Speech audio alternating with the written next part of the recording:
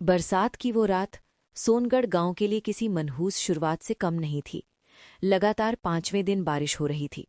सूरज डूबने से पहले ही आसमान काला पड़ जाता और जैसे ही अंधेरा फैलता, गांव के लोग अपने दरवाजे अंदर से बंद कर लेते।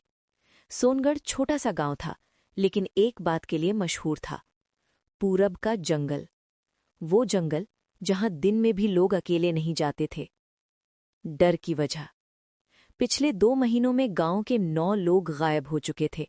ना कोई लाश, ना खून, ना संघर्ष के निशान। बस एक बात कॉमन थी। आखिरी बार जंगल की तरफ जाते देखे गए थे। सबसे पहले गायब हुआ था नरेश काका, 70 साल का बूढ़ा, जो रोज शाम को जंगल के किनारे दिया जलाने जाता था। उस दिन दिया तो मिला, लेकिन नरेश काका नहीं। उसके बाद एक-एक करके लोग गायब होते गए। चौपाल की सच्ची बात। उस रात चौपाल पर सिर्फ 3 लोग बैठे थे। मोहन, गांव का सबसे सीधा आदमी। रघु, जो किसी बात से नहीं डरता था। और विवेक मास्टर, नया मास्टर, बाहर से आया हुआ। चारों तरफ सन्नाटा था। अचानक मोहन बोला, मास्टर जी, आपको अजीब नहीं लगता? विवेक ने पूछा। क्या? मोहन ने धीरे से कहा, जब से लोग गायब हो रहे हैं, रात को जंगल से आवाज आने लगी है। रघु हंस पड़ा। डर के मारे दिमाग खराब हो गया है तेरा? मोहन की आंखें भर आईं। आवाज मेरी मां की थी। पूरा चौपाल चुप हो गया। विवेक चौंक गया। तुम्हारी मां? मर चुकी है 15 साल पहले। धनिया काकी का सच। तभी पीछे से एक भारी टूटी सी आवाज आई। मरे हुए बुलाते हैं और जिंदा चले जाते हैं। तीनों ने पलटकर देखा। धनिया काकी, उनका बेटा, सबसे पहले जंगल में गायब हुआ था। उनकी आंखें पूरी तरह सफेद थीं। वो बोईं, जो आवाज का पीछा करता है, उसकी परछाई वापस नहीं आती। और वो अंधेरे में गुम हो गईं। वही रात। उसी रात गांव का लड़का चेतन लकड़ी लेने जंगल गया। सुबह उसकी सिर्फ एक चप्पल मिली, लेकिन सबसे अजीब बात, चप्पल के पास किसी की परछाई नहीं थी।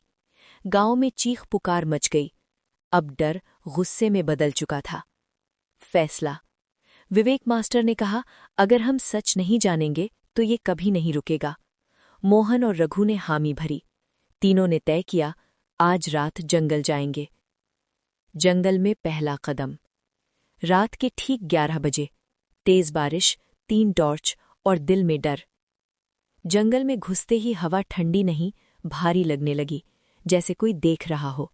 अचानक छप छप कदमों की आवाज, लेकिन पीछे कोई नहीं। अचानक मोहन। आवाज बिल्कुल उसकी मां जैसी। मोहन वहीं रुक गया। उसकी आंखें खाली हो गईं। विवेक चिल्लाया, मत जाओ, लेकिन मोहन धीरे धीरे झाड़ियों की तरफ बढ़ गया। रघु ने उसका हाथ पकड़ा, लेकिन हाथ बर्फ जैसा ठंडा था। और अगले ही पल मोहन अंधेरे में गायब। सबसे डरावनी चीज, विवेक ने टॉर्च नीचे डाली। मोहन की परछाई जमीन पर पड़ी थी, बिना इंसान के। रघु चीख पड़ा, ये इंसान नहीं ले गया उसे। तभी जंगल के अंदर से हंसी गूंजी। एक आ गया। Cliff hanger. दूर जंगल के बीच एक जली हुई इमारत दिखी। पुराना मंदिर। उसके अंदर से लाल रोशनी चमकी और आवाज आई, बाकी भी आएंगे। तीनों की टॉर्च एक साथ बंद हो गई और अंधेरे में कदमों की आवाज 4 नहीं 8 थी।